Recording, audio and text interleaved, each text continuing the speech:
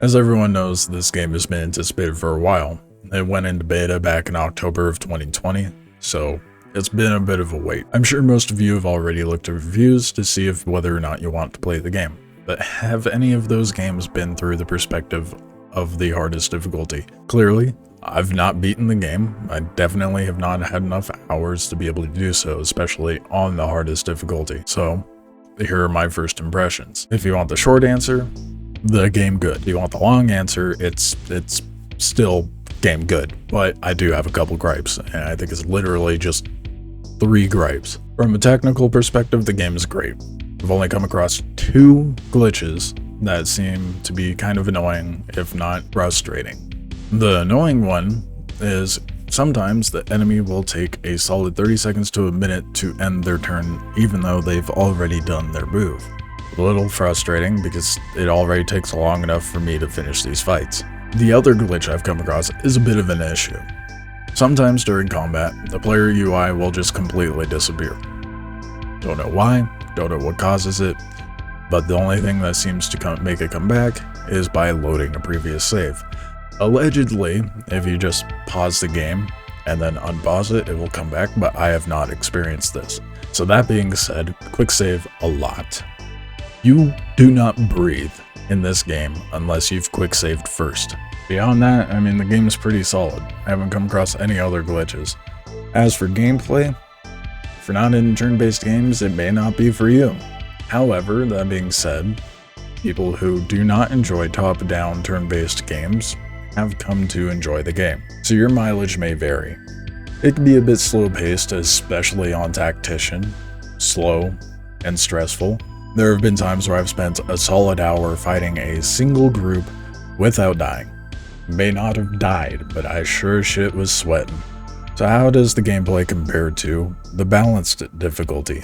Well, it's not as stressful, obviously. Enemies have less health. Like, for example, the guy at the beginning, the demon dude killing the mind flayer, he's got 135 on balanced. However, on Tactician, he's got 195 health. So needless to say, I did not bother trying to kill him.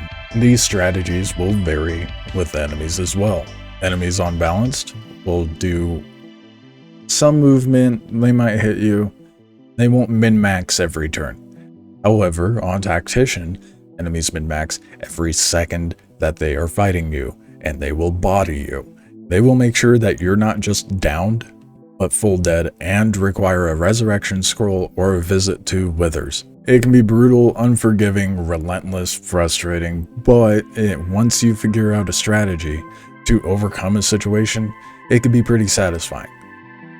Mind you, if they have good loot. If you're not familiar with how this game plays, ill-prepared, or just with D&D in general, then you might be in for a bit of a rough time on Tactician. I very much make no claim of being good at this game, and that was made very apparent on a stream the other day, where it took me 4 hours to kill a single group. Mind you, that's also because I didn't have full understanding of how to have a well-rounded party, what spells would be good to have, being prepared in general. I didn't have any potions, I ran out of the ability to heal, and I didn't have spells to prevent them from healing. It was a recipe for disaster, and oh boy was a disaster. At the end of it all, I had 3 dead characters, no means of healing, not enough supplies to full rest, and stuck in a hostile area full of enemies still. Now, to avoid these situations, thankfully the game gives you the option of having up to 50 quick saves and 50 autosaves, giving you the ability to load a save before you screwed everything up. But I ended up restarting because I wasn't really a fan of my druid. I didn't really decide what kind of person that character wanted to be at that point in time, so I made a warlock that's going to be a necromancer bard.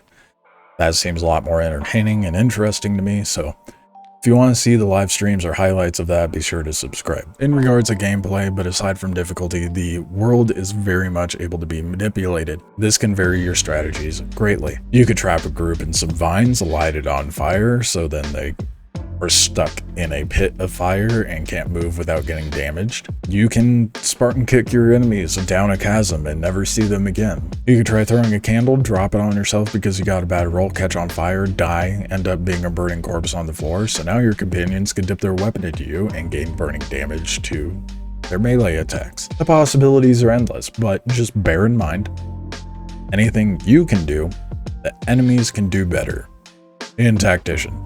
That brings me to another vital mechanic of this game. Your choices. And your choices can impact the outcome of what happens in your gameplay right from the start, right from character creation. What class you are, what subclass, what race, what sub-race, your background, all of that makes an impact on how things will unfold. Now, that sounds pretty standard for this kind of game, which I would agree. However, they made it a little more in-depth and the repercussions are much greater. This game is not afraid of letting you mess up, but these mistakes are not without compromise. For example, that 4-hour fight that I ended up doing, turned out that person could have been a companion. It's great. So, lost that opportunity in that playthrough, but I gained a Mind Flayer grub. And if you've gotten far enough, you know how vital and important those can be. So, really just comes down to what kind of character you want to be, who you want to romance, and whether you want to be greedy and collect all the Mind Flayer grubs. As far as storytelling goes, the game has done a great job. It's a D&D game. It's got to be reliant on the story.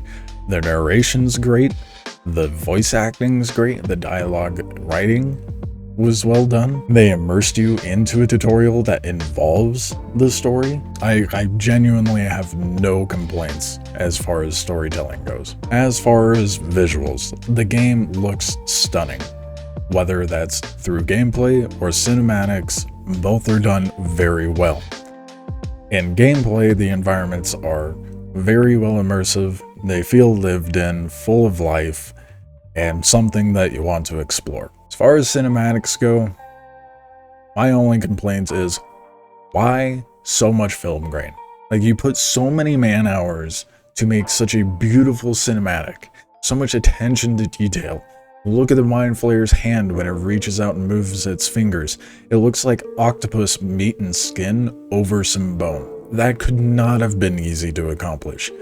Look at the dragon's wing as it flies through the air and the little flap is fluttering. Look at the goop on the floor when Lae'zel drops out of the pod. Look at the hairs on the little tiny parasite as it's about to dive into your eye. The attention to detail is insane, and you go and muddle it up with film grain.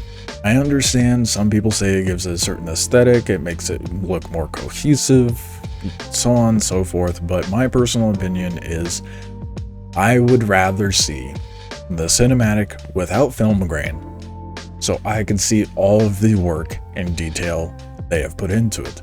Some will say film grain is to hide mistakes, and to that I would agree, but the amount of time that they clearly put into the cinematic, I don't think there's very many mistakes. And even then, just like take that film grain bar and just slide it up a bit. It is so grainy, and I hate it. Other than that, cinematics look fantastic. The sound design's great. The moment I booted up the game, I loved the music. From the moment I went into character creation, and you hear that song where she sings about being down by the river, and then you get into the game, and the music in the intro, it's very powerful and impactful, and it's all so good, and it switches according to the situation, and I love it. The environmental ambience is done very well, furthering the immersion of it being a lived-in environment. That being said, not every game needs to have a good soundtrack.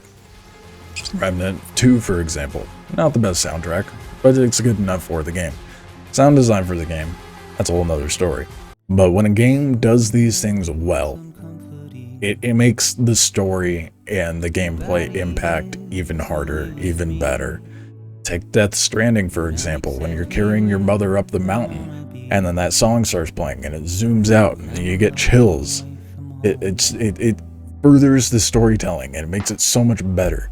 Take Nier, for example, where it has an extremely unique soundtrack that fits the game so well, so indescribably well. it stands out from any other game.